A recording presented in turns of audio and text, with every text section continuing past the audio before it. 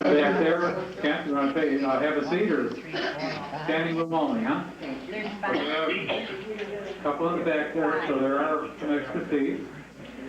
Yeah, right here. Here you go. 2 seats waiting for you, Mary.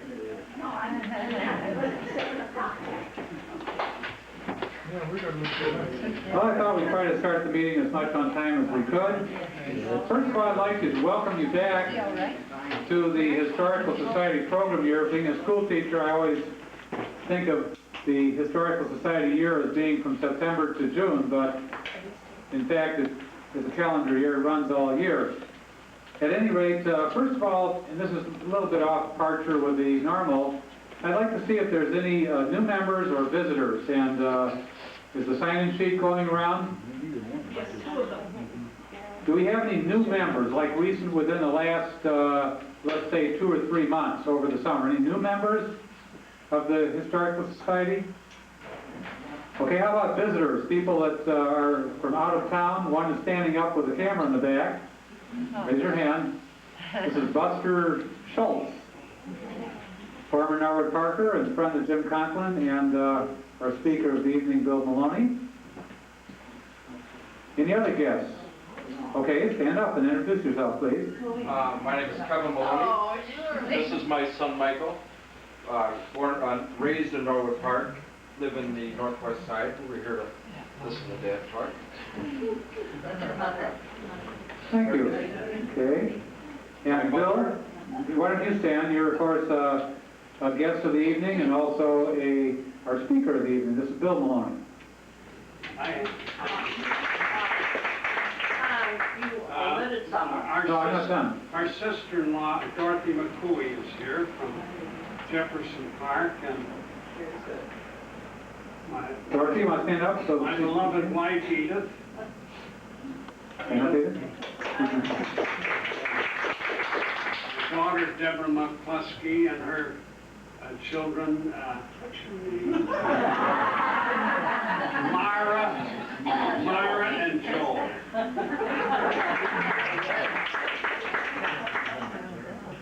Myra, Joel, and Deborah are members, of course, so that's why I didn't call them in. In the back there, I saw the gentleman stand up right here. Oh, yeah, I'm Jim Lovely, originally from Norwood Park, live up in this park now, a visitor. Thank you, Jim. Okay. Yes, the gentleman you already introduced, my dad, Buster Schultz. I'm his son, Bill Schultz. Some of you people probably remember me for many years. I was a supervisor of Norwood Park for your house.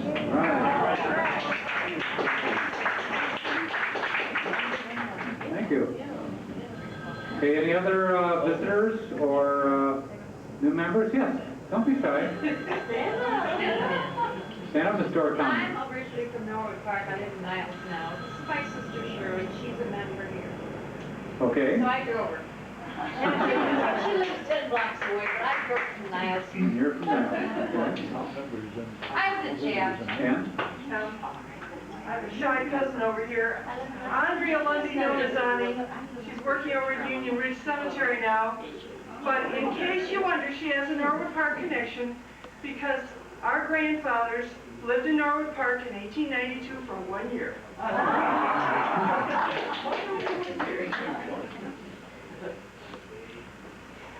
Okay.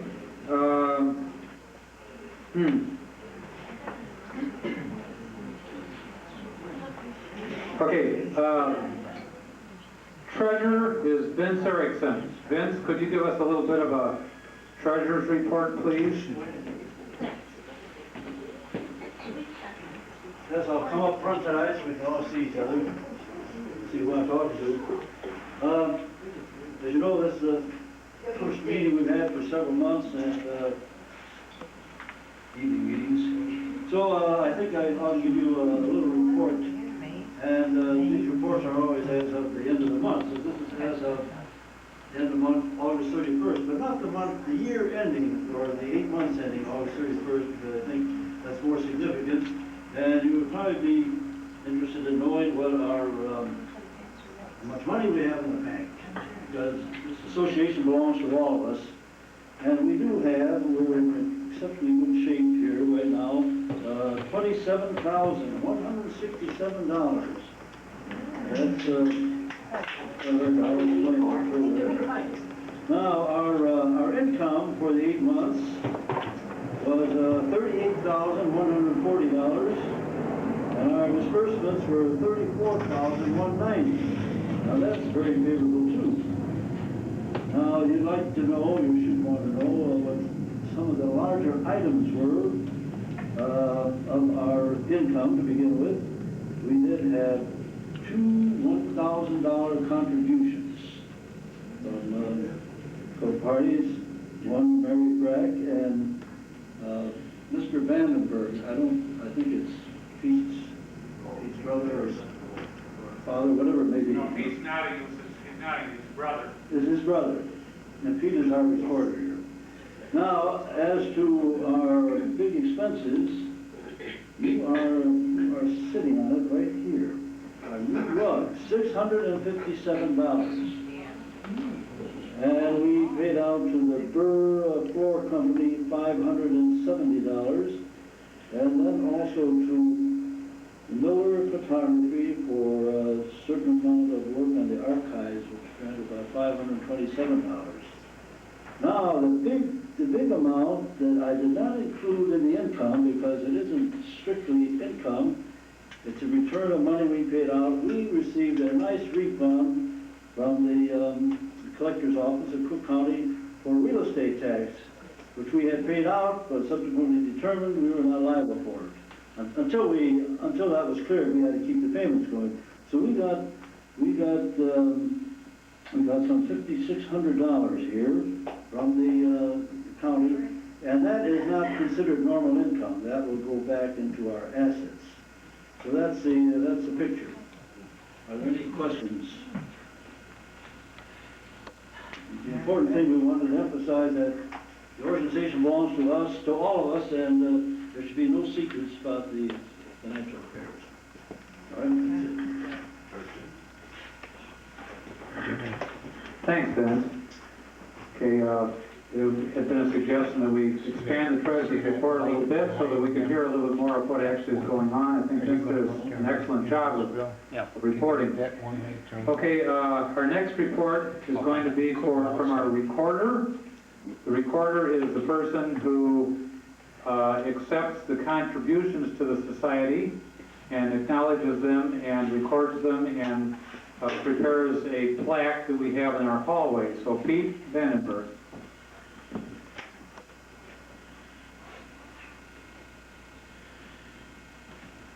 As of September 1st or August 31st, whichever way you want to look at it, we received 42 gifts for a total of $5,463.50.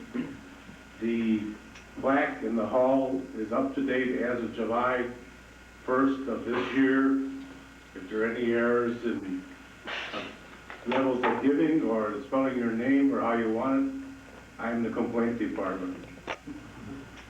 Other than that, I don't have any total as for the total amount of gifts last year. But as of September, we're 2/3 of the year through, I believe it is. And at the end of last year, we had 100 gifts. Right now, we've only had 42. I would like to give my typewriter a little bit more to work on, so that if any of you people who haven't made a gift and would like to, I'd be very glad to get it.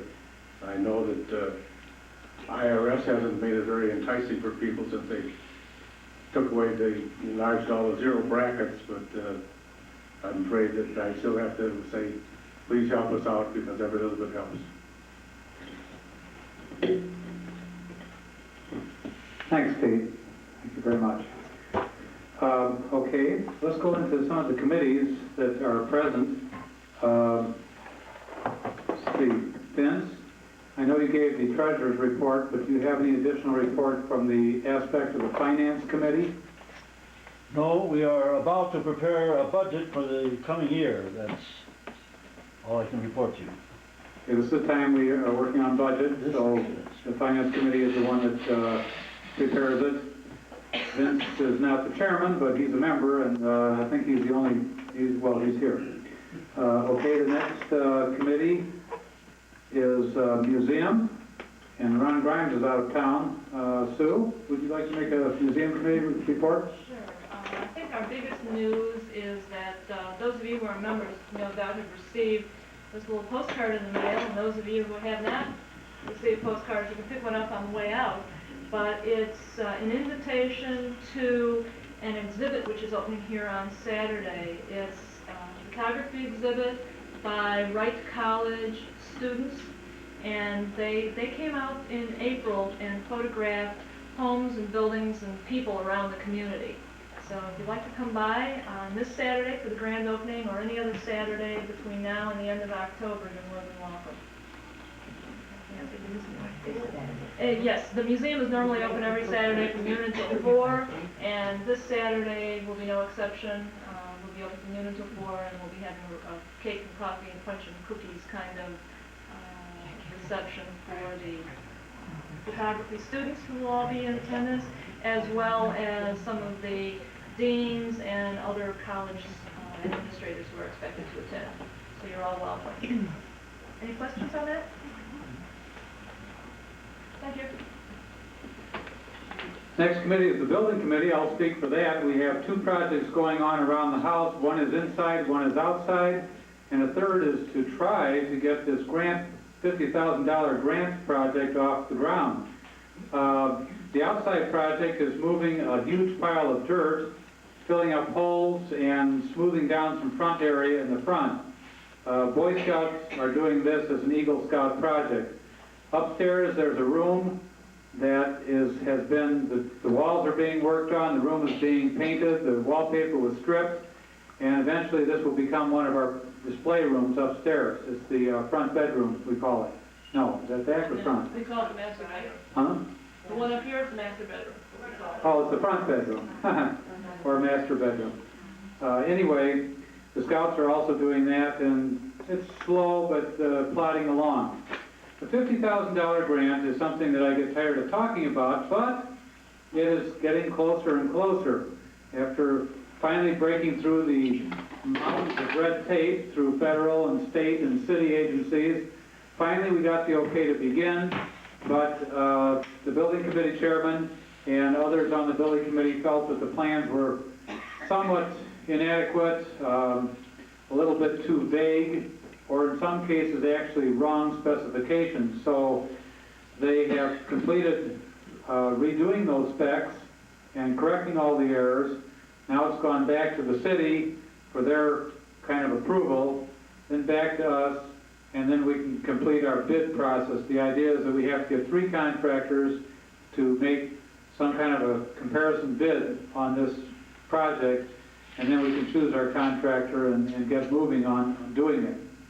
So, like I say, that's just been a long process, but should be getting pretty close to going. It should actually be getting pretty close. Okay, is Jan here? She's making cookies. Okay. Well, she comes in, we usually have a caretaker's report. Membership committee, Jane McCarthy is our, I think maybe Jane is, I think she's new, that's right. The last meeting we didn't have. Introduce you, Jane McCarthy, our new membership chairman. All right, I'm Jane McCarthy. I am always looking for new members, and you people here are the best source of new members. Talk to your relatives, talk to your friends, talk to your neighbors. You don't have to live in Norwood Park to be a member. Anyone who has ever had any interest in Norwood Park, it's only $15 a year. You're promoting a good cause. You will keep up to date with our monthly journal, and our quarterly journal, and our monthly newsletters.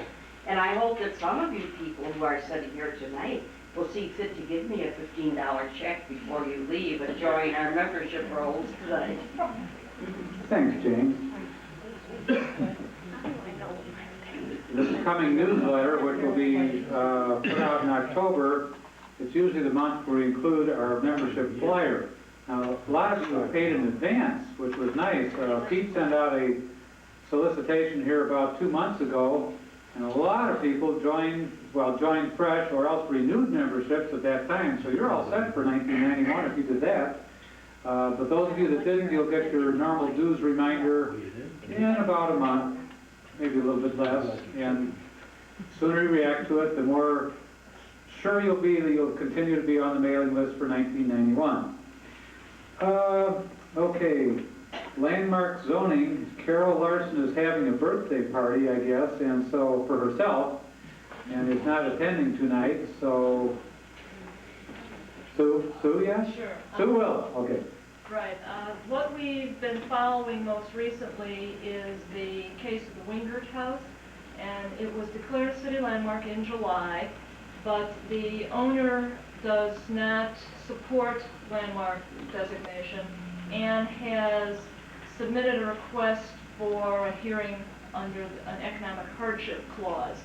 Right now, the Landmark Commission is reviewing that claim and is expected to make its final statement on that claim at their next scheduled meeting, which I believe is October 3rd.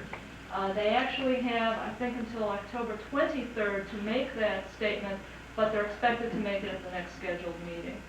Are there any questions on what this is all about? The landmark designation is a separate consideration from the case of economic hardship. And this is also a landmark case in itself because it's the first time a claim of economic hardship has ever been made against a landmark ordinance. Who pays if this person is granted Economic hardship? Economic Well, hardship. actually, there are a whole variety of different alternatives and options that the Landmark Commission might be willing to grant, and it ranges anywhere from the city buying the building to possible zoning alterations specific to that site, or some tax breaks, or any number of things, creative things that they might come up with. So we have to wait and see what they finally have to say about it. And that's it. Okay, there's also some talks coming, this is again concerning not landmark, but zoning. There's some talk coming down from Alderman's office that's a little bit vague at this time, but he's asking the community, or at least he's asking the Historical Society, us to input a little bit on what we think the properties at Bryn Mawr and Harlem, Bryn Mawr and Talcott should be. Am I saying that right, Sue? Did I say Harlem, Talcott, Harlem, Bryn Mawr? I'm sorry. As we know, the Michael property. And Alderman is asking our input, so I don't know how that's exactly going to be handled. Is there a meeting scheduled or anything? However, I think I did see something scheduled, and maybe Ann knows something about it, a meeting in regards to the Pratt Harlem property. Is there a meeting scheduled? Did you know? I know that they had a meeting scheduled about a month ago, which was canceled. I presume this is probably another attempt to do that. At this point, it should still be the same group of representatives of the neighbors with the alderman and the community council. I don't think it is as published an open meeting for everyone to come, which is the way that certain other newspapers tended to describe it this week. But I haven't confirmed a date because the last time I talked to the alderman, there was no date. Okay, so it could be coming though. It could be coming. Basically for people who have shown some interest and who have already been involved in it. It's the same committee that's been meeting for about a year. Okay. Because again, it seems like Alderman in both cases is starting to feel that something should be done on these properties, so it's maybe more imminent than we think that something will be done. I know there's pressure on the Pratt Harlem one. I think DeMichael is causing some stir too to him because he's been talking more about it. More pressure than the last 20 years worth. I think so, yes. Yes, Audrey. Is there anything new with Peterson and Harlem? Peterson, Harlem. Yeah, I know they put in a new lawn in front of the house itself, but the rest of it has just gone to seed. Right. Are they still fighting to try and get the zoning changed there? Anybody? The last we heard, they had submitted a request for re-subdivision, and it was denied by city council. But that was some months ago, and that was also prior to the construction of that second garage. So we don't really know what's happening, but the speculation, and totally just speculation, is that the owner may be looking for ways to try to re-subdivide it again. Another effort doing that. I have one other thing I'd like to add Go ahead. on zoning. The alderman is also looking at the possibility of a new zoning classification, which is being called R1A. And what that, well, let me tell you a little bit about the zoning ordinance. The zoning ordinance has two parts. There's a text component and a map component. The text component is that part of the ordinance that defines all the zoning classifications and states what square footages are required for building, what's allowed on a particular parcel, what's not allowed, what's acceptable, what's unacceptable, what's special use, etc. The map then takes those zoning classifications and actually places them on specific parcels of property. What this R1A ordinance would do would be create a new piece of text in the zoning ordinance. It would create a new zoning classification which would expand the number of square feet needed to build on a particular lot. Currently, for an R1, residential 1, the most restrictive zoning, we need a minimum of 6,250 square feet. An R1A lot would require 10,000 square feet, thereby reducing the number of buildings which can be built on a parcel and expanding the amount of land necessary for construction. That in no way changes anyone's zoning until that actual classification is placed on the map. So the first step is to create the new zoning text and definition and classification, and then to place it on particular parcels of land. And that's all being investigated now. And from Carol, she did send a letter to the Landmark Commission, once again promoting and requesting that we be looked at seriously for neighborhood landmark status, which has been going on for several years.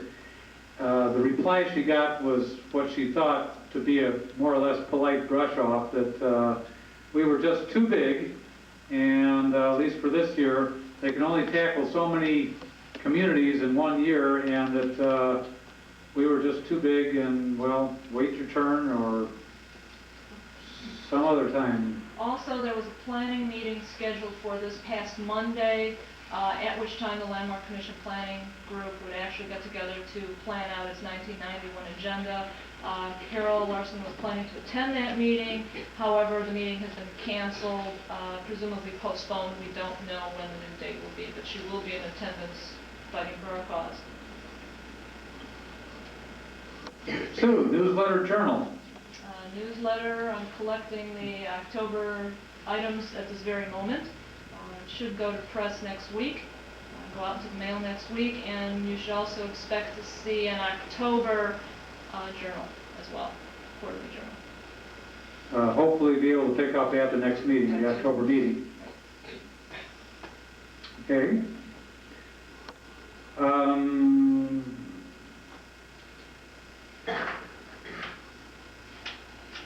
Okay, also I was asked to recap, and I think since it's been since May, let me recap briefly some of the events. Vince talked about our money situation. Let me briefly recap some of the events we've had and tell you how much we've made on them so you can see that we're kind of plugging along with our money returns here. We, from the last meeting that we had, I think that was on the 26th or 23rd of May, and the first event we had after that was at Memorial Day. We sold some food. Well, here's what happened. We sold $425 worth of food, but the expense of the food was $115. So we made about $310 on that event. And it's strictly food sale. And it actually was a pretty good sale for that thing. Our yard sale auction came in June. We had a gross income on that of about $4,320. The expenses were minimal, basically printing, taking out ads in newspapers, and buying food again. That total was about $420, and we made about $3,900 profit on the garage sale, combined with the auction. In the summer, July, we had an arts and crafts fair. We held it up at Centennial Park on the highway in Raven. We had a gross of about $2,910, and the expenses were, again, not too strong, $390, basically for food and games and some the usual printing, you know, advertising type stuff, for a total profit of $2,520, which we shared half and half with the Norwood Park Chamber of Commerce, because this was a joint event. So divide that by 2, I think it comes out about $1,260 that we each got. House Walk 10 was in August. There, I have already in the newsletter expressed my disappointment at only 40 people attending, but that drew in about $161, and with a $56 printing cost, left us about $105 with profit. Okay, by the way, if I can reach one, let's see, where did I put those down? Is there a box, Gloria? Oh, okay, if any of you are interested, we developed a little bit of a booklet for this. It's more than our usual booklet for house tour, because we put it into a little bit of a binder form, and we not only had the usual addresses, dates, and such in it, we included architectural styles this year, and then thanks to Deborah McCluskey's husband Mike, we were able to get what he called History of Catholic Life in Norwood Park, which included all the Catholic institutions, included IC Church and School, and the Sisters of the Resurrection, Provincial Sisters, included the hospital, the Passionist Fathers, really complete, or, well, pretty complete little history of some of the Catholic institutions in Norwood Park. So if you were not able to attend, you are welcome to one, because unfortunately we have a lot left over. He made some Xerox copies of some historic pictures, 2 or 3 pages of them, so it's of general interest to Norwood Park, the Norwood Park area. So anyway, I'll make these available in some place that you can have one if you want one. Maybe I'll just put some down here on the bench.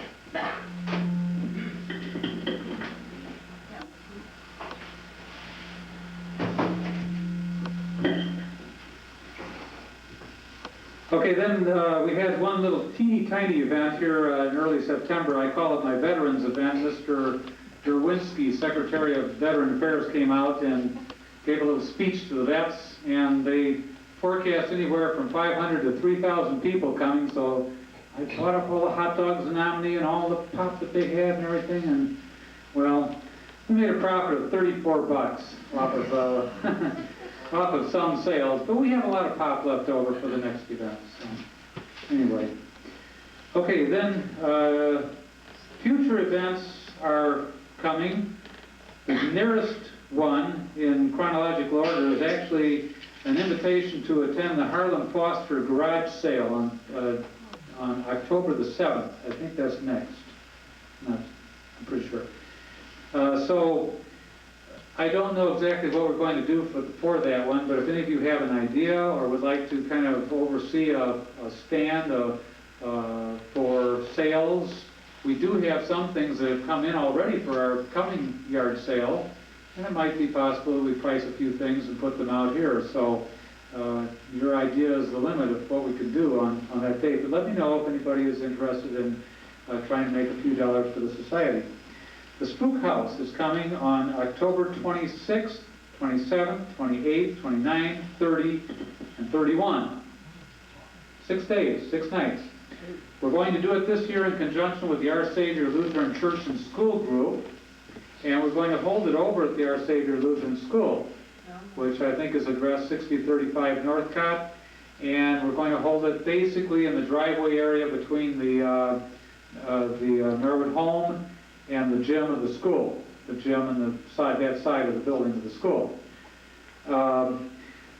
We have a committee that has been meeting, and we are going to, did I say, we're going to join forces with the school, so that, again, this will be one of those split events, and we'll split the profit, but it is 6 nights, we should do very well. And what we do need are some volunteers. Now, I have my handy-dandy clipboard here. So, if you can volunteer for any of those nights, I didn't leave a place for nights because I figured we would contact you anyway, but name, phone, and job preferred. Now, some of the jobs I listed here were possibility of being, helping be a volunteer coordinator, that would be calling people, security, construction, food sales, being a spook, or costumes and makeup. So if you want to volunteer for one of those positions, it would be appreciated. You don't have to be here all 6 nights. That's not what I'm saying. But if you can serve on at any of those times, that would be Friday through Wednesday of that week. Sign up and tell me what you're good at. So we'll start over here with Mary. She's going to be a spook. No, you need a costume, Mary. I have one. Okay, Carol and Gloria. Gloria, do you want to talk about the Christmas event and such? Yeah.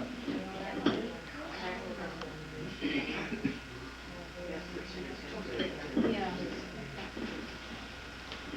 Okay, their third annual Christmas craft show will be the 7th, 8th, and 9th of December this year, Friday, Saturday, and Sunday. We're adding an extra day. Too fast, Ann. And the house tour will be, I don't know, what is it, our 16th annual house tour? Whatever. 7th? Oh, is it 7th? Okay, the 7th annual house tour will be Sunday, December the 9th.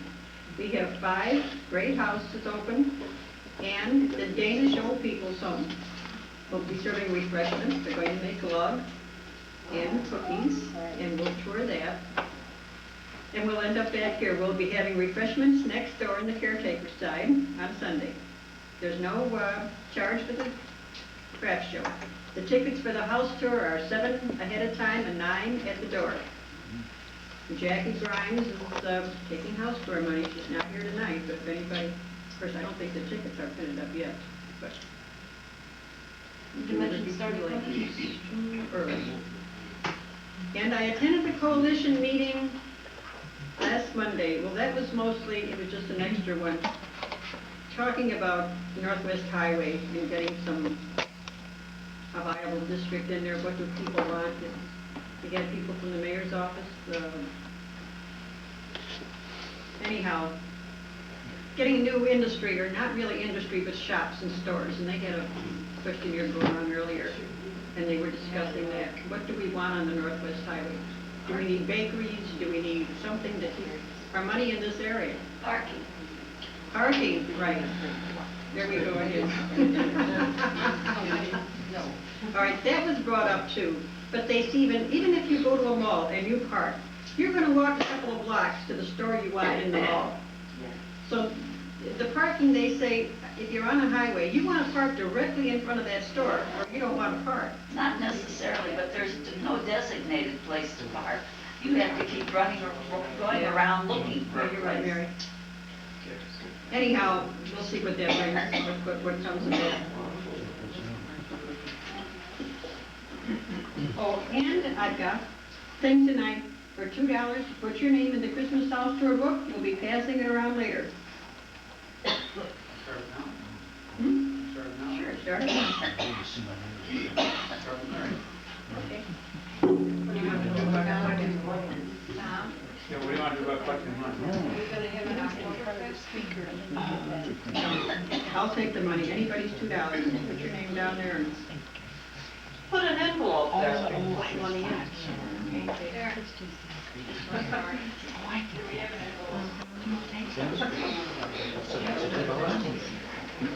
Okay, To have your name in the Christmas journal. okay, two more quick things, and then I caught your question, Gary. There is a program at Taft High School for anybody interested, I'm just going to pass this information on to you. It's next Wednesday, October 3rd, 7 o'clock p.m. at Taft High School. The basic topic of the meeting is reducing crime and drug trafficking. If you want to read it in complete, I'll leave it somewhere that you can see it, maybe on the piano, but it's next Wednesday, 7 o'clock at Taft High School. Sponsored by the mayor and the police department, right.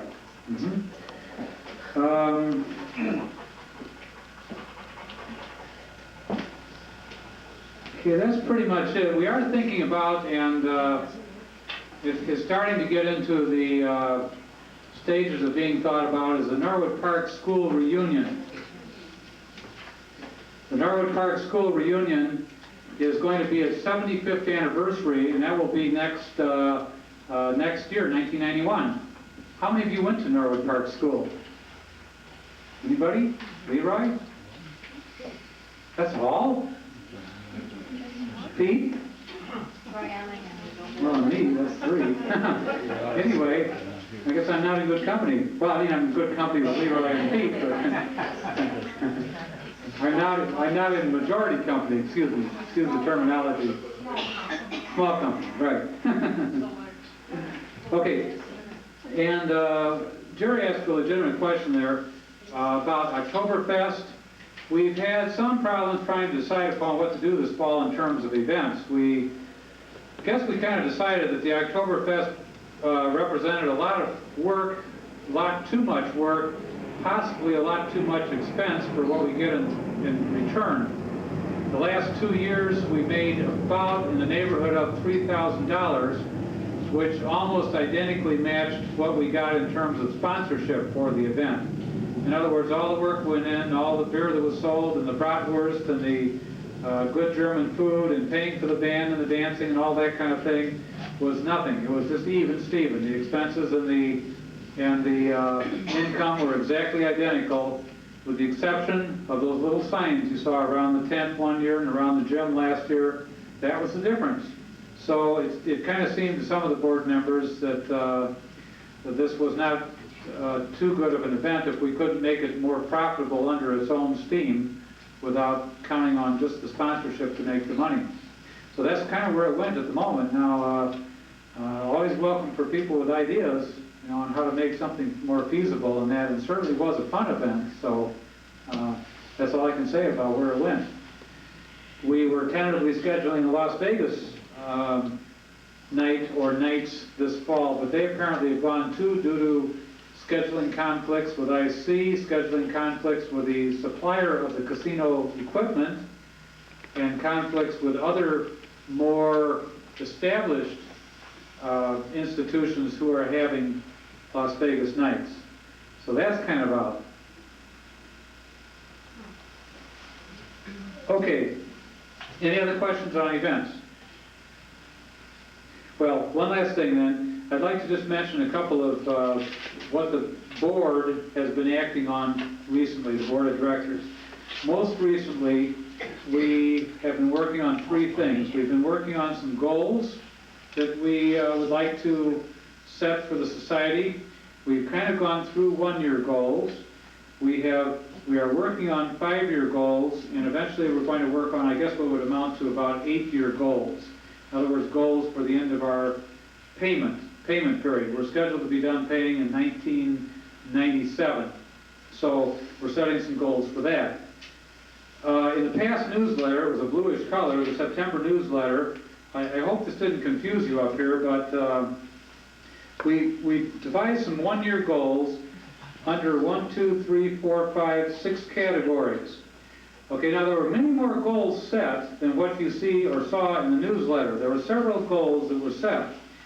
Now, sitting around the board, we raised our hands to certain ones and committed to making sure, or at least trying to make sure, that the goal actually was accomplished by the end of the year. The goals that you saw in the newsletter were goals that we're kind of still looking for somebody to commit to helping to do that goal. So if any of you see a goal in that set of goals in the blue newsletter, and you feel that it's something you would like to tackle, just let me know, and then we can make this a goal that we can aspire to. Otherwise, it's sort of like an uncommitted goal. It's like no goal at all, really. You will see in the newsletter, or in the journal that Sue talked about, at the next meeting in October, I will give you a complete list of all the one-year goals that the Historical Society has set. Not only all the ones that have been committed to, plus those that are not committed to, and again, to say that here's a chance that maybe our general membership could come in and decide to commit to one. But that's one thing that we're doing at the board. Two other things we're doing at the board is we're trying to set a program, a series of programs for 1991, and a series of events for 1991. And to some extent, we came up with a fairly good schedule for the year. They'll include a lot of the old favorites. The only one I can think of is sort of new in two things we're hoping for in 1991 that aren't in 1990. One was doing some kind of an ice cream social in the summertime, sort of a party. Remember we used to have those birthday parties where we have no big program or anything, but just games and birthday cake and stuff like that. I thought maybe we'd try an ice cream social in July. Secondly, maybe in lieu of a house tour like we've been doing for 10 years now, we would try to have a cemetery tour, a la Graceland style, how you go around and see some of the more architecturally splendid monuments and hear some histories of the people that are buried there and such as that. So those are two slightly different thoughts than in previous years. Our program includes some fantastic stuff. Some of it's going to be in this next newsletter. Just let me mention a couple. In October, we're hoping to have Ron Grimes. Well, we're pretty sure we're having Ron Grimes, who was scheduled tonight, but will come in October. He had a sudden last-minute change of plans, and will present some information he got on transportation, early transportation in Norwood Park, including trains and streetcars and buses, and that he pretty much researched himself. I don't know that he got a lot of it from the archives. Yes, Sue? He's calling it from Red Trolley to Rapid Transit, and it'll be a slideshow and a videotape presentation. Okay, there you go. Thank you. Now, you want local history, and you want even more local history. You want such local history that you're sitting on top of it? That's November. In November, we're having a fellow by the name of Chris Kringle. Not the guy with it, and the ho, but it's a different Chris Kringle, Lauren Kringle. And he's been working several months out here on the grounds of the Crippen house, on the property, doing some metal detecting and drudging up all kinds of some interesting things. So he will give us a program in November. That's our November, it will be the fourth Wednesday actually this year. It happens to fall, the fourth Wednesday does not fall before the fourth Thursday, so it's not the night before Thanksgiving. And he'll show us what he found, the coins, the medals, all the artifacts that he found on the lawn, and hopefully he'll be able to interpret what it means, what their loss meant to the people who were at this place at that time. So he will probably be contacting a couple of people, maybe you, Ann, to say, like, he's got something from 1909. He said, I mentioned that on one time to you on the phone, at Junie Fest. Like, what does this mean? But anyway, that should be a real interesting program because it couldn't be more local than that. Our 2 acres, that's pretty local. And there's some other interesting things. We're going to have some talks on the Indians of the area. Hopefully we're going to get an American Indian to come to see us who talked for I think it was the Morton Grove Historical Society one time. We have somebody from Des Plaines Historical Society coming out. We have, what else? Well, it'll all be published. A lot of good stuff.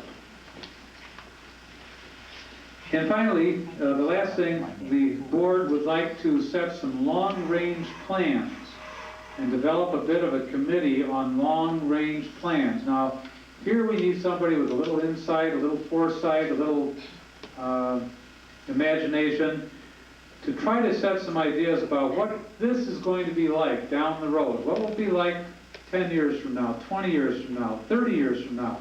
What is this all going to be? I mean, we're kind of plugging along, doing little things. I mean, a new rug is awfully nice, but it's not, it's just a small grain of sand in the whole scheme of things. So if you'd like to participate in a committee that would determine some long-range plans, then this is something I'd like to hear from you about. Because we're going to start this real soon and getting some members from different committees and one from the board. But I'd like the general membership, if some of you are interested, to also participate, because some of it's going to be, frankly, brainstorming. So, so that's, I'll let you know when that's going to be. Just make sure you follow your newsletter and come to the meetings.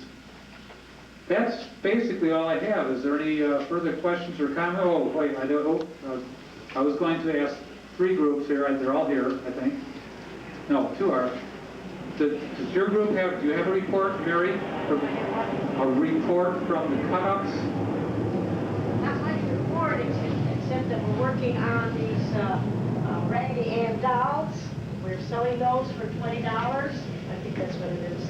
And they're 20 inches. And we're looking for somebody to help us out on a Tuesday afternoon between 1 and 3. If anybody can use a scissor just to cut or do a little sewing at home, we'd appreciate just calling me up. Call Mary Sykes up at 631-9262, and I'll give you more information. Thank you. Okay, Marge Mayerly is not here, but she's the coordinator of the Shop and Share. Just maybe give you a quick plug from her. Shop at Health Mart. Wednesdays and Sundays, the Historical Society will receive about 5% benefits. We typically get between $30 and $40 a month for doing nothing more than buying what we need. So that's not bad. There are some Shop and Share slips out there on the radiator, so if you don't have one handy, if you're not, a member that's received them, grab one if you can get to Norwood Park. When is our next Shop and Share? October 1, 2, 3. Which is what? Is that next week? Yeah. Next Monday, Tuesday, Wednesday. At Jewel or Dominic? Jewel. Okay. So if you can arrange your schedule to shop at Jewel Monday, Tuesday, or Wednesday, and grab a slip, we get 5% of that. And next Monday is the 1st, next Wednesday is the 3rd. Go and eat at Dino's Pizza. Either night, and the Norwood Park Historical Society receives dining benefits. 5% of the amounts spent at Dino's over on Higgins comes back to us. Again, you need a little certificate, though. I think they're sitting over on the radiator too. Okay, Ann, anything from the historical aspect? Anything historical been happening? Nothing that I don't think has been covered elsewhere. Okay. All right. That's, there's nothing else. Oh, yes, Estelle. I'd like to know if it would be possible to fly the flag each day on this beautiful flagpole that was dedicated and that we accepted and we had a ceremony with. And I just don't, I know that we have a flag, I just don't understand why we don't fly the flag and act a little patriotic. Okay, good point. That's one of those things we're going to talk about. I mentioned to you about talking about maybe getting the caretakers to do something like that. We leave it up all the time. We don't have to take it up and down. Just shine one of those lights that we have on the house, shine it on the flag and leave it up all the time. That's a possibility too, yeah. Yes? And while we speak about caretakers, would you be kind enough to tell us what their duties are? Many of us have wondered. Yes, that's was like I said to you before, that was the subject we're going to touch at the board meeting. Well, I wish you would have mentioned it so that I wouldn't have to ask about it, I think perhaps. Well, no, ask about it next month because we're going to resolve that issue. Good. And frankly, I don't have the complete story on that myself, so. Good. I'm glad to hear that you're working on it. Yeah, we'll be talking about that. Thank you. Mm-hmm. Mary? I understand that you said we shared what we made at the Centennial Park with the Chamber of Commerce. Right. There are a few ladies here that would like to make a comment about that. We had a bake sale, which did not belong to the Chamber of Commerce. That was something we did for the Historical Society. Now, when I made my calls, I told these ladies that it was for the Historical Society, not that we were sharing it with the Chamber of Commerce. And that's why I got all those beautiful cakes and cookies and donations of money, which was included. But yet I understand it was shared. Well, the profit was split down the middle on the bake sale. We went around and around about how to handle certain things, but as we went into that discussion, how do you do something with another group and how do you equitably share the return, as it was the question. Well, after trying to figure out if the Historical Society got TBI ice cream to come, or was it the Chamber of Commerce, and after we tried to figure out who brought who in for a crafter and things like that, we began to realize it was totally impossible to split hairs on that kind of on who actually generated what kind of money. So the most equitable way probably was, as we figured, was just to split everything down the middle. But Maureen Schreiber did not share her antiques that she sold. No, but see, okay, being a part of the committee, I was more aware of the ways that money came in. And the Chamber of Commerce brought money in from avenues that was strictly of their doing, nothing to do with the historical. In other words, the bake sale may have been strictly from the Historical Society point of view, but a lot of businesses were brought in from the Chamber of Commerce. They were members of the Chamber of Commerce. They came and paid their $15 because it was a Chamber of Commerce activity, you see. So, I mean, overall, rather than nitpicking the hairs, we split the whole thing, which I think was the most equitable. Well, if it does happen next year, I'm going to pay $15 for our table, and it will be mine to give to the Historical Society. It will not be shared by anyone. Well, That's very easily done. I just have to pay $15 for my table, call everybody that I want, have the bake sale. Harriet and Mary will help me, I'm sure. Yeah. And then I'll take this check. After you split with the Chamber of Commerce, I will turn around and give the check to the Historical Society. well, Mary, that would be fine, but then I'm saying then the Chamber of Commerce could turn around and say, we're going to solicit all of our businesses from the Chamber, but that's going to be a separate pot too, and we're not going to share it with you. That will be just for us. See, I'm saying that looking at the total picture of it, it seems, I mean, we're looking at it just from our point of view, but if you Was the look... spot donated? For what? Did we pay for the spot, or was it donated? What spot was Did we it? get that pretty, where we had the tent with the bake sale? That was part of the event, just like the games or the food, that was part of the event, not paid All for. right, if I come in and just say, all right, I want a spot, $15, Yeah. what's the difference if I have crafts, if I have bake sale, whatever I have, that money will be mine. And then I can do whatever I want with that money, give it to whomever I want. I understand your point, but I disagree with it Well, the ladies were not too happy about it. Well, They we... did it for the Historical We weren't told Society. in advance that it's gonna happen. We weren't told in advance.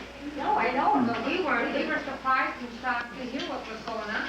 Well, it's a matter of semantics. I mean, what if I had said the bake sale earned $300 and we had the whole bake sale and the Chamber of Commerce sold $300 worth of business spaces and they kept their $300, what difference does it make? And it's the same, it amounts to the same amount of money, it was just split down the middle, but why split hairs? Mr. President, can we go on to the next? I wish we could. Ann, talk to me about a coffee with the president Saturday. Yes, Ann? I just wondered if we got a percentage of the Chamber of Commerce t-shirts. Well, the Chamber of Commerce, that's right. That booth was theirs, and we had a comparable one for historical sale products too. So that we agreed upon in advance that, each of us had our own booth, so to speak, our own sales booth. That was a separate thing. Okay, yes, and Mary says go, we go. That's it. I would like to bring, the purpose of this evening, it's getting kind of late. Jim Conklin has contacted Mr. Moloney, and Jim, would you come up and introduce Bill, please? And then so he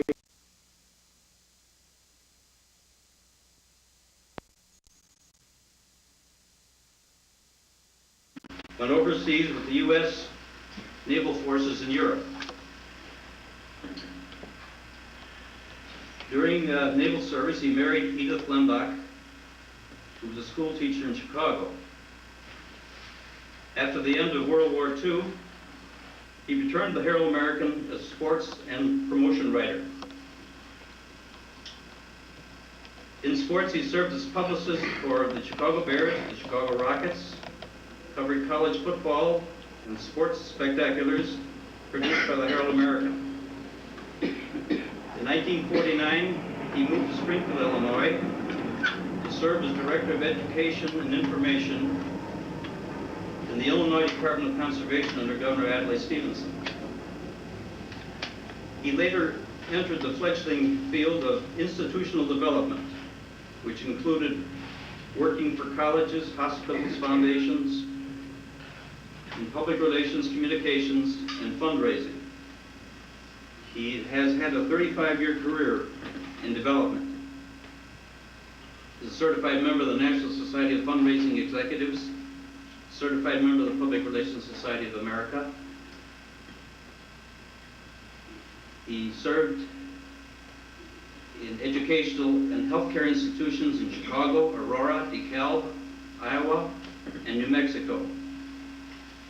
Edith and Bill are parents of 8 children and have lived in Norwood Park, Springfield, Albuquerque as a family. At the present time, he's a special promotions director for Pioneer Press, a newspaper chain of 46 community papers owned by the Chicago Sun-Times.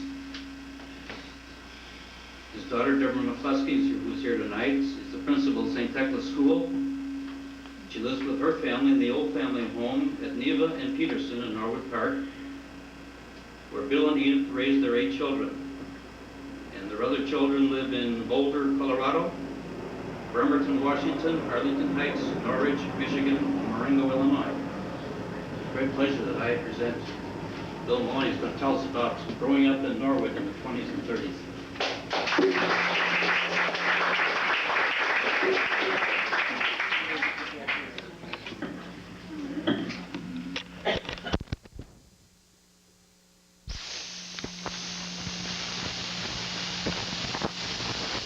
I'm flattered to have among the group tonight Bill Schultz, who Jimmy said came all the way from Eau Claire, Wisconsin to be here. And the years I'm going to talk about, Buster Schultz lived on Talcott, approximately across the street from the entrance to Resurrection High School. That's the approximate area at that time. Now, I'm not coming here to talk to a group of devotees of the Historical Society about a chronology of Norwood Park. You probably know more about that than I do. I'm going to talk to you about the perspective of a boy growing up in of Norwood Park.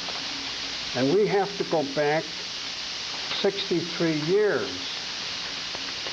to initiate this. It was somewhat primitive when our family came here. We first settled near Higgins Road,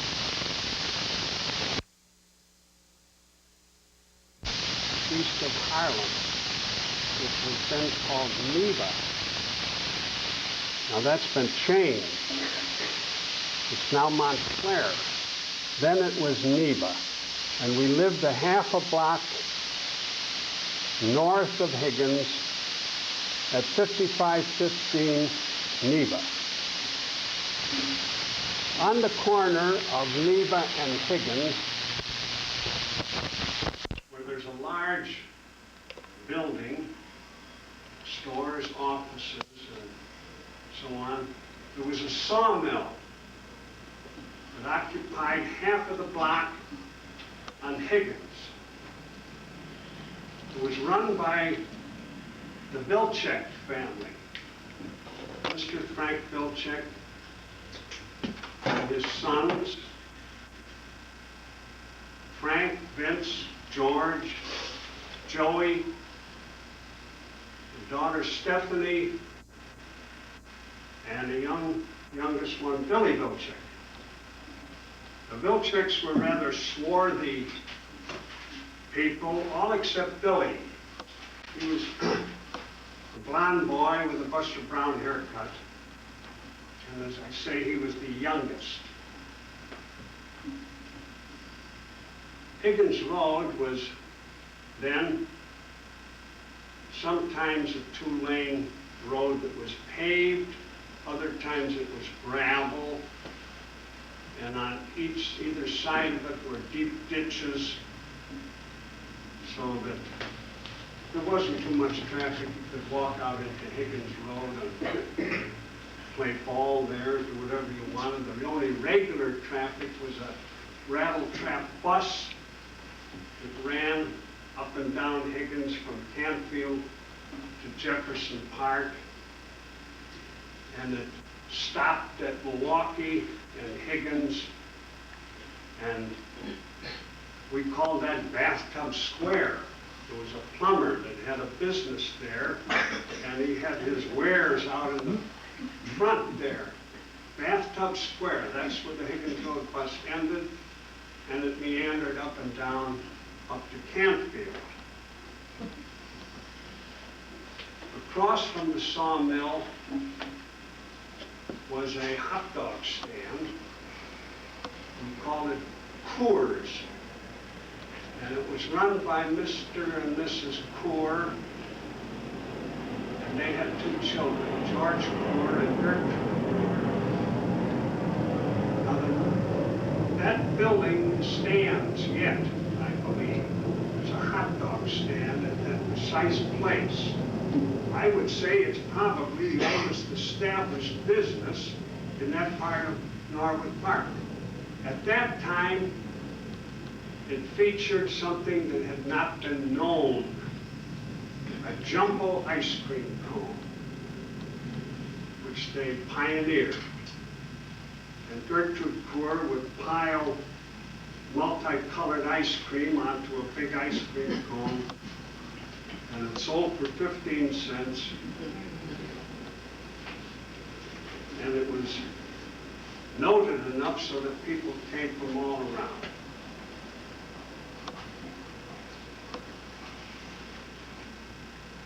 One evening, everybody in the neighborhood heard that there was a terrible disaster there on Higgins Road, right adjoining the sawmill where the Vilceks lived.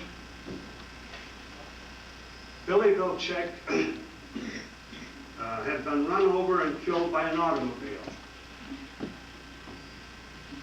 And I remember hearing a girl say to her mother, "Mommy, you said there wasn't any traffic on Higgins Road. There weren't any cars." Well, he was killed there, and I guess that initiated the encroachment of urbanization into Norwood Park. Higgins Road was no longer free of traffic, and all of the things that are associated with civilization was now moving out to that part of Norwood Park. Across Higgins, if you would walk several blocks, 5, 6 blocks south, you came on Big Oaks Golf Course. And that was approximately from Foster Avenue to Gunnison, and from Oak Park Avenue east to Narragansett. That was Big Oaks Golf Course. And as a boy, you approached that with concerned and alarmed because a young fellow named Johnny Camparda reigned supreme there along the fenced golf course. He harvested golf balls that were driven out into the field, and nobody approached this area without getting pummeled by Johnny Camparda.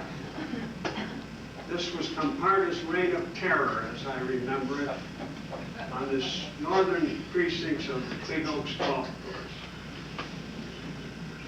Back in my neighborhood at the corner of Harlem and Higgins, the southeast corner was Lally's. The Lally family operated a service station there, and they lived next door in a big two-story frame building. The service station was run by Mrs. Lally, who was a woman who trusted no one. In those days, you could drive up to the gas pump, pump gas, drive away. But Mrs. Lally wore a leather apron, and she would take the gas pump handle and put it into a pocket in her apron to thwart any thieves. Mrs. Lally ran the gas station. Her husband was a retired policeman, and he just hung around, hardly ever in view. One day, a couple of stick-up men saw Mrs. Lally go into the gas station and put some money in the cash register, and they followed her in there, and they pulled a gun on her, and they said, "We want everything." And she said, "I've got just what you want." And she took out the handle from the gas pump and belted both of them. One guy put his arm up and he got a broken arm. The other guy she hit in the noggin and he was out cold. And she said, "They won't defile my floor." And she took both of them by the scruff of the neck and took them out onto the gravel, and the police or the ambulance or something came and took care of the would-be stick-up men. There was never any trouble after that. The word went around that the stick-up men, Lally's, was a place of peril, especially when the lady was on duty.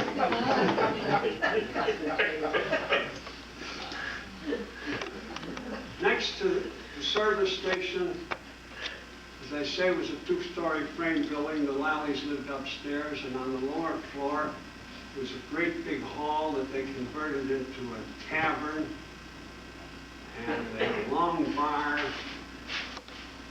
And the bartender was Mr. Cundiff. He was a feisty little fellow, bald, and you've heard of the singing waiters. Well, Mr. Cundiff was a poetic bartender. He would recite poetry at the drop of a word. He specialized in tales of the Yukon. The face on the barroom floor, or a dangerous man with broom. That was on weekdays.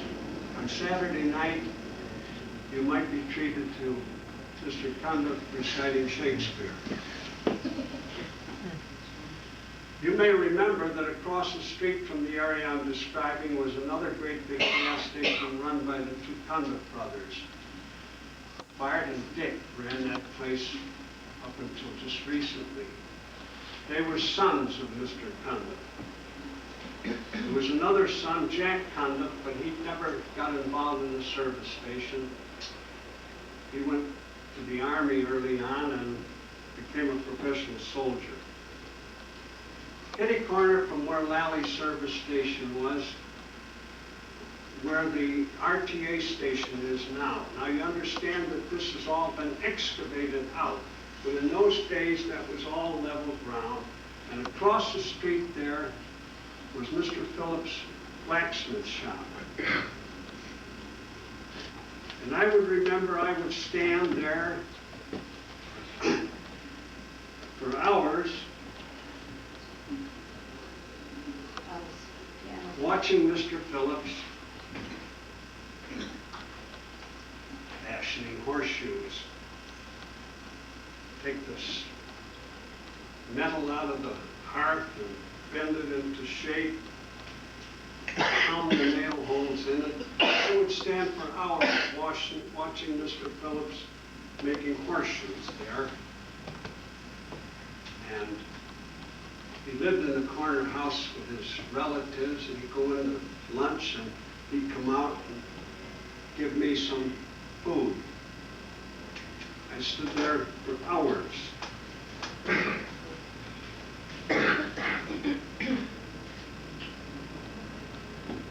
At the corner of, right now, if you know where Nicollet Avenue intersects Circle, East and West Circle, Nicollet Avenue, as you go towards Talcott, you'll notice a red building, home. If you look closely at that home, you'll see that it was once a very modest brick bungalow, and around it has mushroomed all kinds of additions to the house. This house was acquired, and I guess maybe built, by an Italian contractor named Mr. Mealy. And when he started out, he had only a couple of kids, and they lived in the brick bungalow. Mr. Mealy's wife died, and he married a widow named Mrs. Fierro. So that rapidly, their family grew. And every year, Mr. Mealy would add a room onto that house. I remember spending my first Easter in Norwood Park at that house. I was friendly with Joe and Ed Mealy, and that was the year that I first had long pants. I remember going to this Italian party, which started early on Easter morning and continued all day. And the outstanding member of that family was a half-brother named Harry Fierro, who was a professional boxer. And we used to go, in those days there were outdoor boxing at Irving Park and Milwaukee, there, the Six Corners. There was an outdoor boxing ring. There was another one at Devon and Western. And then there was Rainbow Gardens at Clark and Lawrence and so on. Well, Harry Fierro used to fight every Friday night at one of these places, and we would go there and watch our hero. And as he came out of the ring, you know, touched the flesh, slapped the sweat. Harry Fierro. The Mealys, if you look at that house, it's an architect's nightmare, but it housed many, many Italian adults and children. Across the street from them was the Hirsch family. There were three boys in there, Spence, Dick, and Jack, and they were all very good athletes. Dick Hirsch pitched for the Edison Park team for many years, and Jack Hirsch worked for Music Corporation of America, and I kept in touch with them over the years. Down the block a ways, where Circle Avenue intersects Nina, there's a big field there, and there was a pony tethered, and it belonged to a guy that lived across the street, Roy Harris. And I remember it very distinctly because one day I went into that field to feed the pony, and he grabbed me by the leg and bit me, and I think I still have some marks to remind me of it. The other way on Circle Avenue, from Nicollet east, the Quinns lived. Mrs. Quinn was the founder of the first Girl Scout troop, as I recall it, that was established in Chicagoland. That was in Norwood Park. I forget the name, troop... Number one. Number one, okay. Mrs. Quinn established that troop in Norwood Park. My wife Edith and I had the pleasure of attending Mrs. Quinn's 91st birthday in Albuquerque, New Mexico some years ago. And many of the kids were back there. Jim Quinn and Steve Quinn, the children, were conductors on the Northwestern Railroad for many years and went back and forth through Norwood Park. Now, uptown, in the heart of Norwood Park, right where the old people's home is on Nina Avenue there in Circle, there's a string of stores, as you know, on the east side of Nina. And in the corner store was Donahue's Drugstore. And run by Mr. Donahue, and a young man studying to be a pharmacist worked in the back there. His name was John Mulkern. And later, John owned this pharmacy. He was a pharmacist, and it not only was a drugstore, but it was a great soda fountain, which has largely disappeared. Johnny Mulkern wound up as pharmacist at Resurrection Hospital. I remember running into him many years later. In the middle of the block, well, across the street from the drugstore, in that large red brick building there, 2 or 3 story building, that was Wagner's Butcher Shop. On the first floor were big shop windows. If you look at that building closely, you'll see that it's been bricked up, and the bricks don't entirely match the originals, but they did a pretty good job. Anyway, that was Wagner's Butcher Shop, kitty corner from the old people's home. In the middle of the block was a newspaper distribution center run by the Gindley brothers, Chuck and Buck.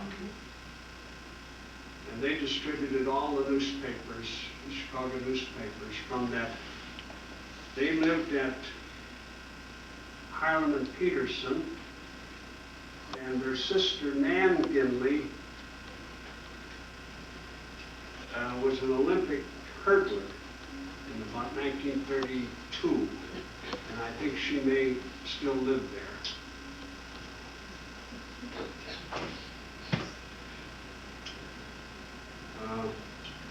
Back down by the drugstore on East Circle Avenue, 6 doors down from those stores was the Norwood Park Public Library, and that building still stands there.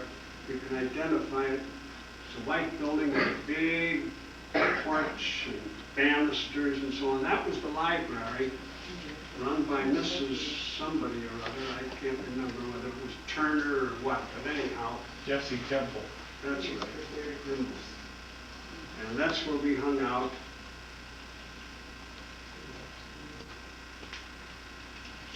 Down at the end of the stores, right where the alley is, was a barber shop called Ted and Pete's.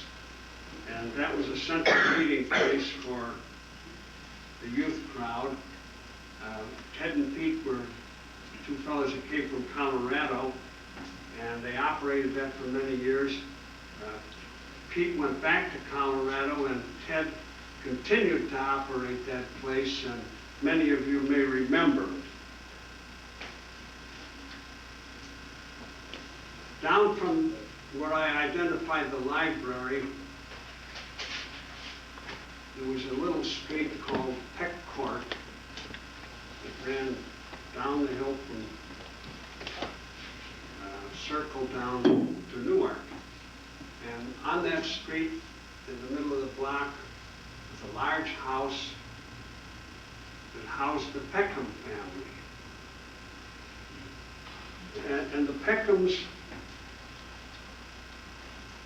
were unusual. Many of the children had biblical names, and there were a number of them. My friend was Isidore Peckham, and his sister was Felicitas Peckham, and there was Joe, Jimmy, Elizabeth, Mary, and so on. And Mr. Peckham was a recluse. Nobody ever saw him come out. And of course there was wonderment why he was always at home, ailing. Never came out. I guess the only time he ever came out was when they carried him out in a box.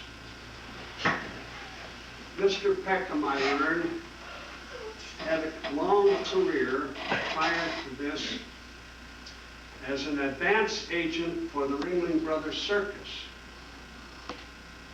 And he was quite successful and raised this large family, but I guess he was stricken and ceased to operate.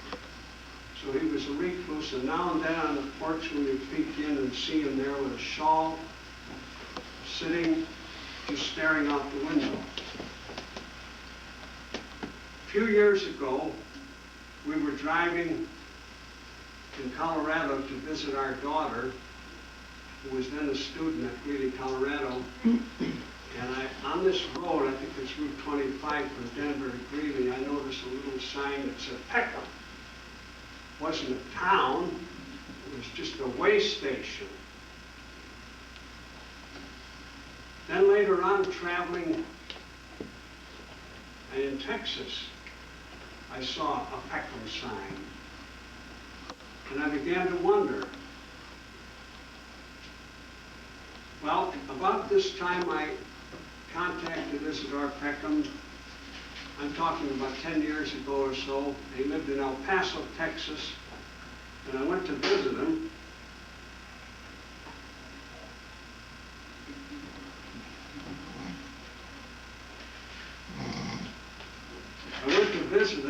And I happened to coincide with a visit with a family reunion. There were a lot of Peckhams there in El Paso. And I brought up this point. I said, I knew you lived on Peck Court, and that had no connection with your family. And I said, but I see some place that I go, I see these little signs, Peckham. It's not a town, it's just a drive-off.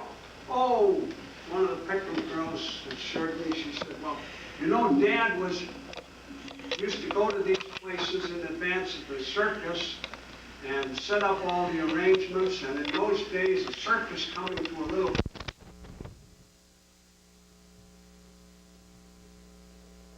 They named the outpost after old Mr. Peckham.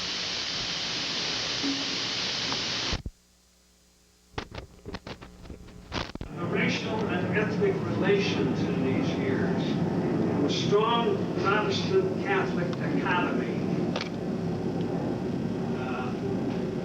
It was there. Never the twain shall meet. The Protestants went to the Norwood Public School, and the Catholics went to Immaculate Conception. Norwood Public School, the rear of it, faces Circle. And in those days, there were beautiful big homes there on Circle Avenue, back of the Norwood Public School. And they planned expansion there. They planned to expand the school, so they moved these homes. And now it's, if you drive there on Circle, you see it's a large, empty field never been rehabbed. The school has never expanded.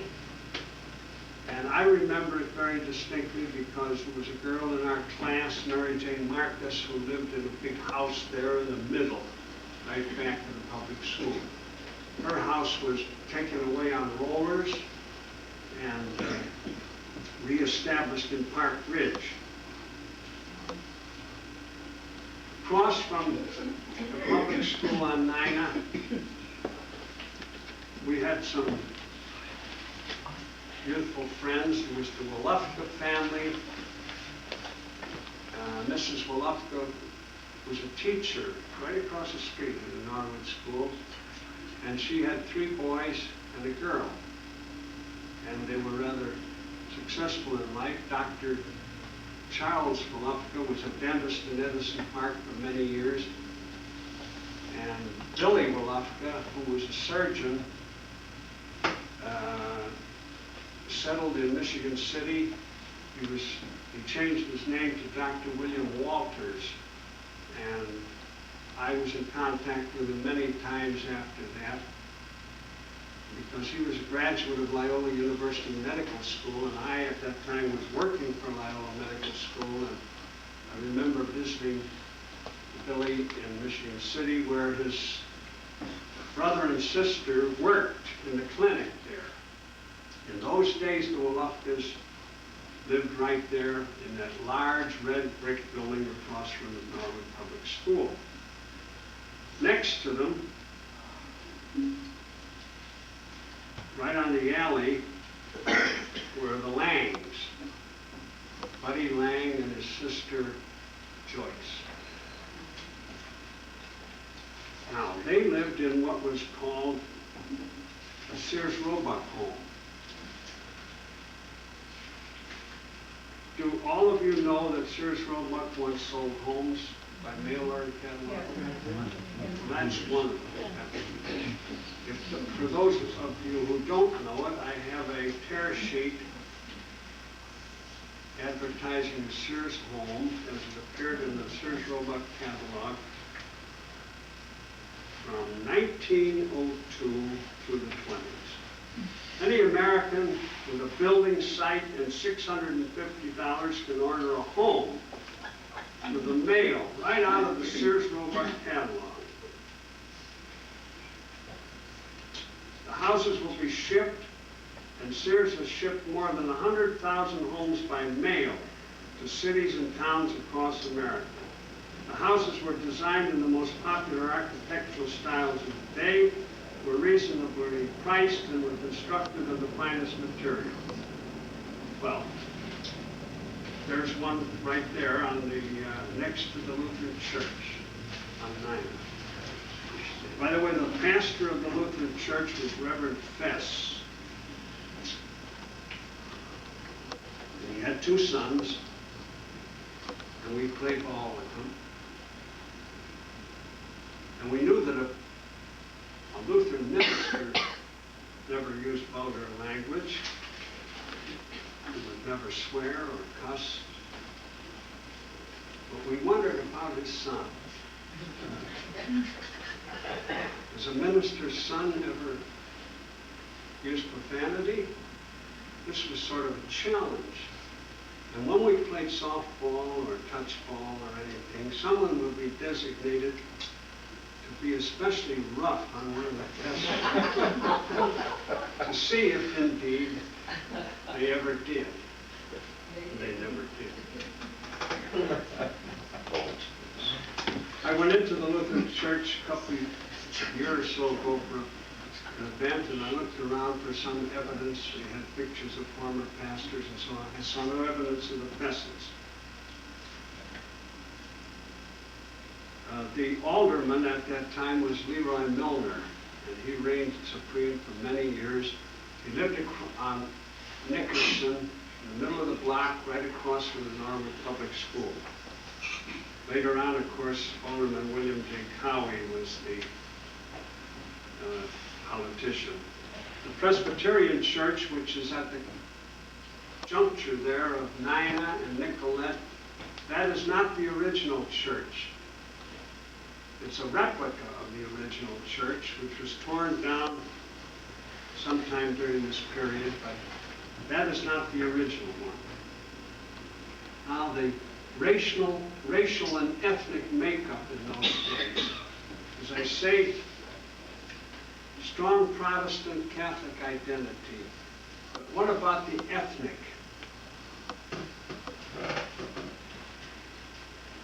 What about the Jews? They live in Norwood Park? Well, there was one Jewish family that lived on Talcott, right across from where the Immaculate Conception parking lot is. There's a home there. And it's built on kind of an angle, a slant. It doesn't front on Talcott, it's sort of tilted. And that's because Talcott in that period was tilted. But Mrs. Golden lived in that house with her son Joey. And I remember it quite well because Joey was her sole support, and he went into the loop every day to work. And Mrs. Golden would implore us to cut her lawn. And in those days, cutting lawns was the principal form of remuneration, but we would avoid Mrs. Golden. First of all, we had a fixed price, 15 cents per lawn, and she would haggle us down. And sometimes she paid off in trade. I mean, she paid off in lemonade. And it wasn't sweetened lemonade either.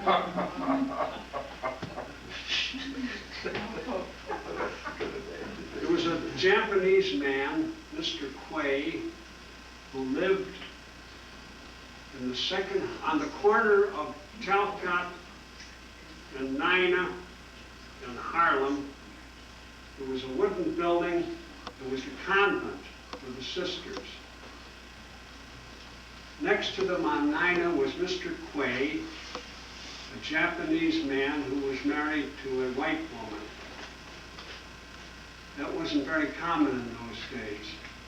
He was a very successful man, and they were both wonderful people as I remember them. Were there any blacks in Norwood Park? Well, there was at least one.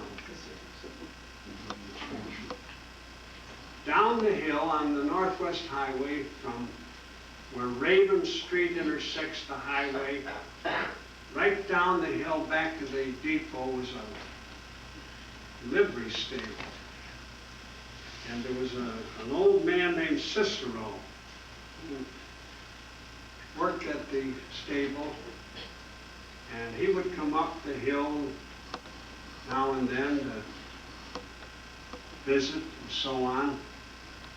As far as I know, he was the only black in Norwood Park at that time.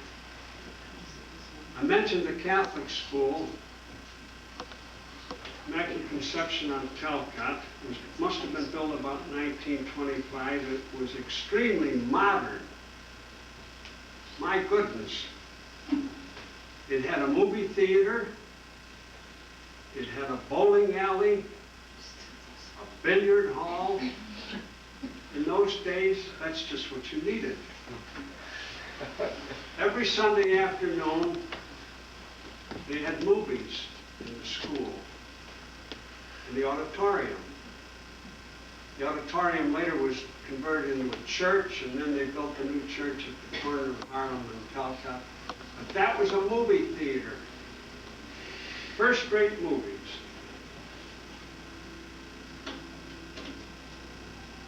I remember the Phantom of the Opera, the original Phantom of the Opera, on Sunday afternoon with Lon Chaney. And we were all jammed in there. And the climactic scene where the girl removed the veil on the organist's face and turned around. And I remember mothers leading their kids out of that thing, screaming behind them. And there was musical accompaniment. There was a pianist named Joe Gerken, who used to sit down in the front down there and play music to synchronize with the action. Joe Gerken lived on Harlem. You know where your sign is on the corner of Bryn Mawr and Harlem, Historical Society. There's a wooded area there next to it, and it's all overgrown with trees and weeds. There were 2 houses there, and Joe Gerken lived in one of them, and the Kirsches lived in the other one. Both those houses are down now. But Joe Gerken played with orchestras, a fabulous musician, but he's the guy who played in the old auditorium there at Immaculate. The church was right at the corner of Oconto and Talcott, a wooden church, since has been rebuilt. West of Immaculate Conception on Talcott, right where the parking lot, the west parking lot is, at, I don't know what that street is, Olcott? Odell. Odell, right at Odell. There was a pond there. That was called Pope's Pond. Farther down, about where the Resurrection Hospital is located now, there was another big pond called Anderson's Pond. And that's about precisely where the east parking lot of Resurrection is located. Pope's Pond and Anderson's Pond, and fishing and ice skating in winter. The entire area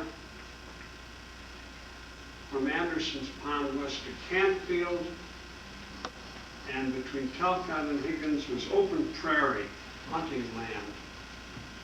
Nothing there.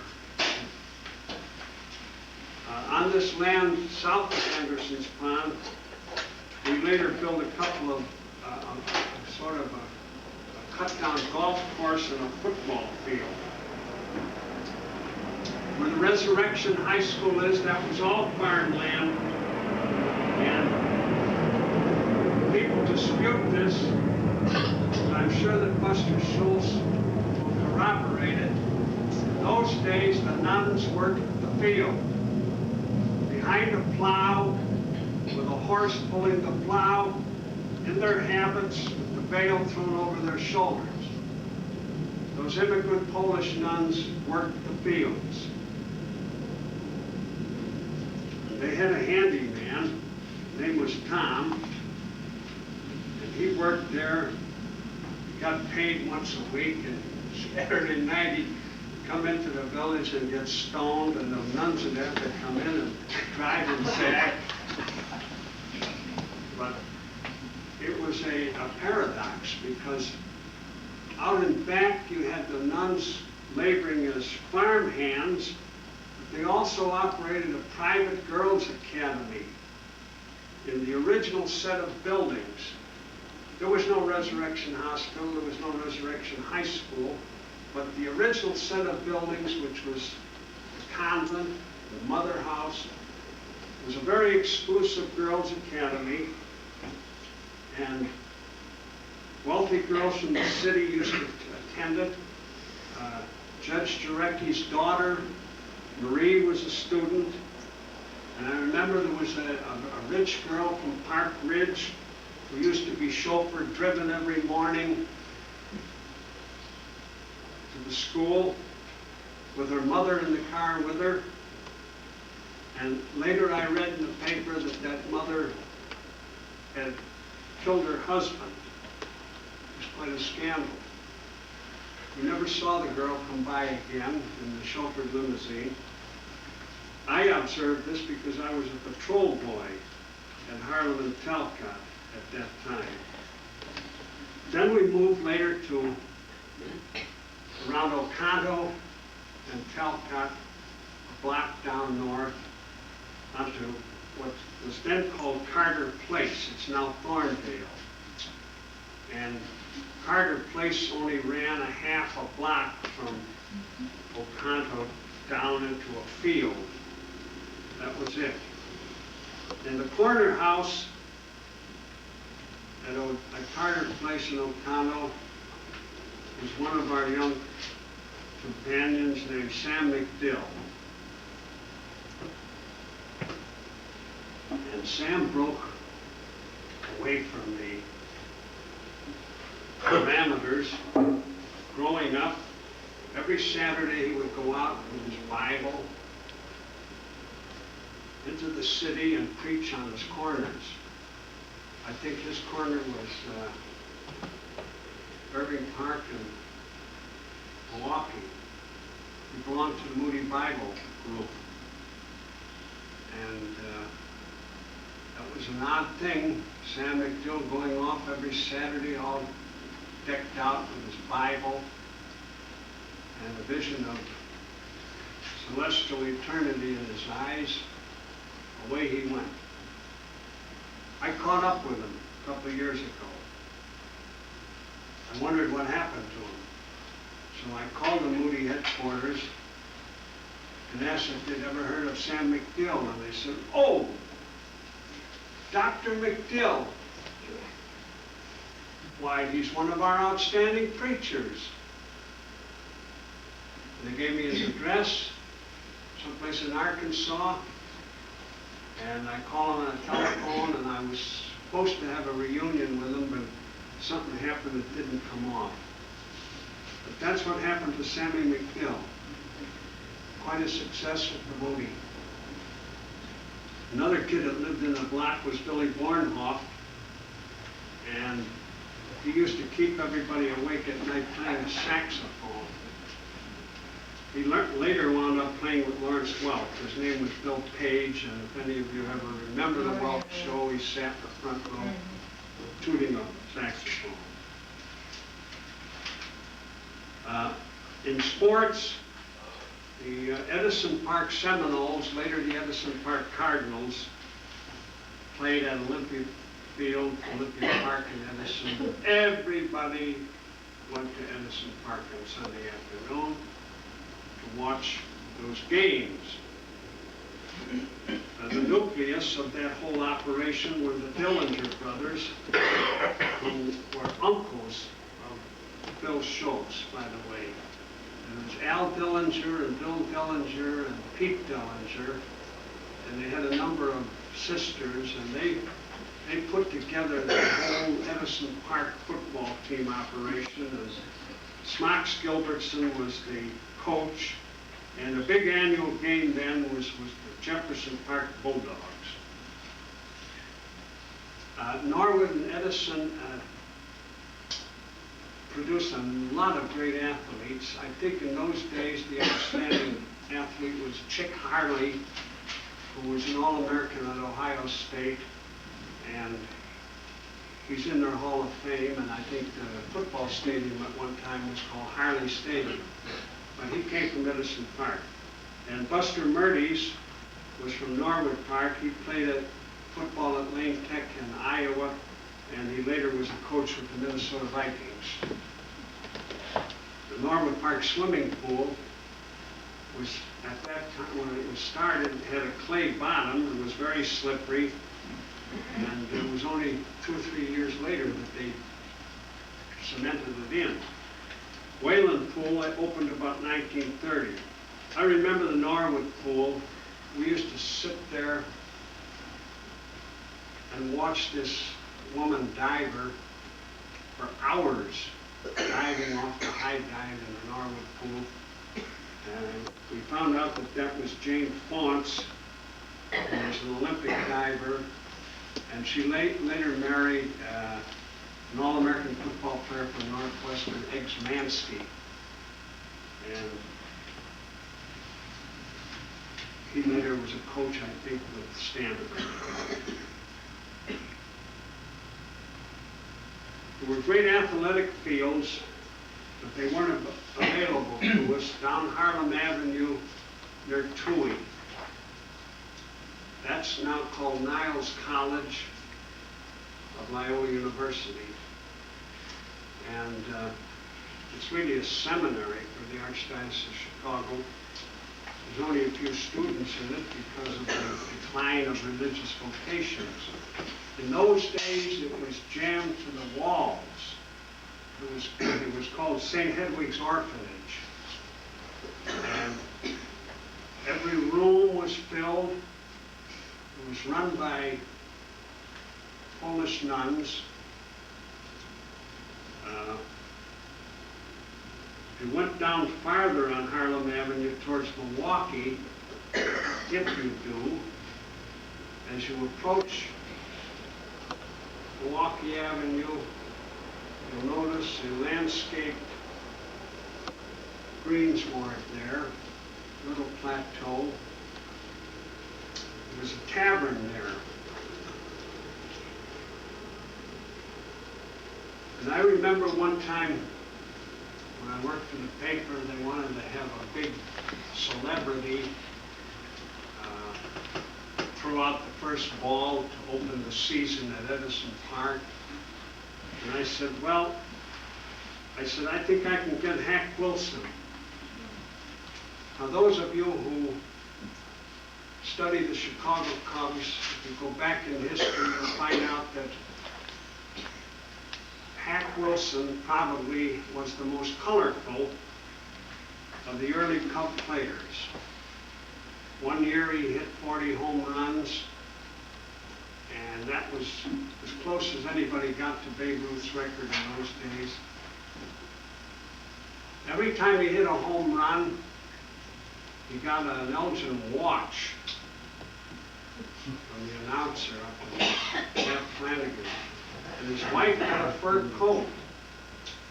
Well, his wife had 100 fur coats. And he had so many watches, he gave them away like candy bars.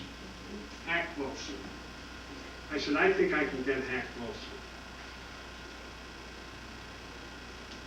Well, I got him. He was a greeter in his tavern. And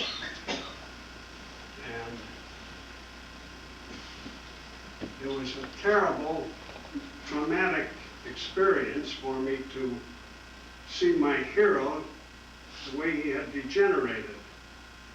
And I brought him to the ball game, and he went through the act. And then I brought him back, and short time later he died. They returned him to Buffalo, New York, and he was going to be buried in a potter's grave. But I guess some local people intervened and gave him a decent burial.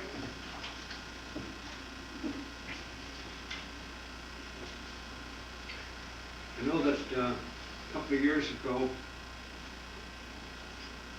Ann Lundy was doing research on the 50th anniversary of the Edison Norwood Review, and she uncovered some old columns I had written 50 years ago. And some of the columns were critical of a certain leading citizen in Norwood Park. And she said, what did you have against Captain Nichols? Well, I told her, I guess maybe at one time I lampooned Captain Nichols, but I had no personal animosity. Later I came to admire him, especially for his choice in women. And I'll explain that.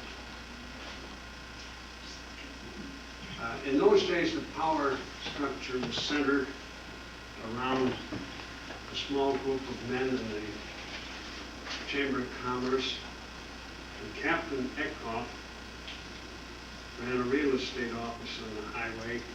He lived in a large manse, and he was a colorful man. Sometimes he even rode to work on a horse with a silk muffler and brandishing a riding crop. He'd come down Circle and up to the highway to his real estate office. Other times he walked with a military gait, never smiling, an unbending sort of fellow. And I had an idea that Eckhoff was too conservative. He didn't want business to flourish in Norwood Park. And As I say, I wrote several columns about him. But as I say, my total image changed. He looked to me to be a very dour man,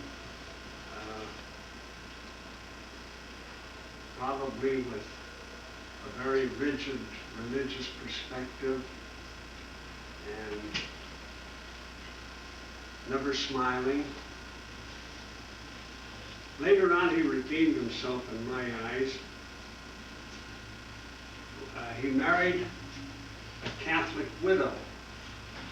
And like Bill Chick's death urbanized Old Higgins Road, I think Captain Eckhoff's marriage opened the gates for ecumenism and interplay of religious dichotomy in Norwood Park. You get the point?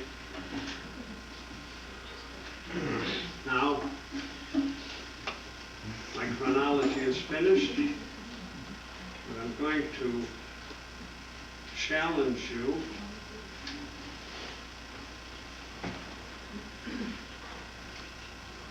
I have with me some power bars.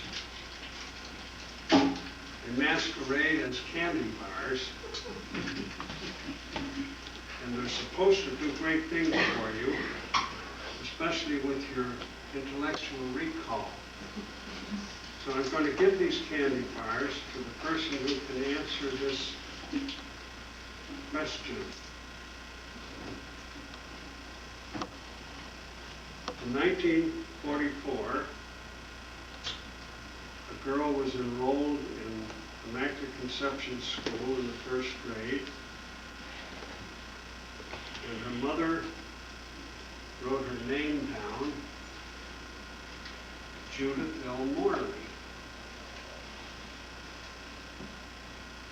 Now that woman today is in the news nearly every day. She's on television all the time. She spends a lot of her time criticizing some other guy. Who is Judith L. Morley? Lynn Martin. Just right.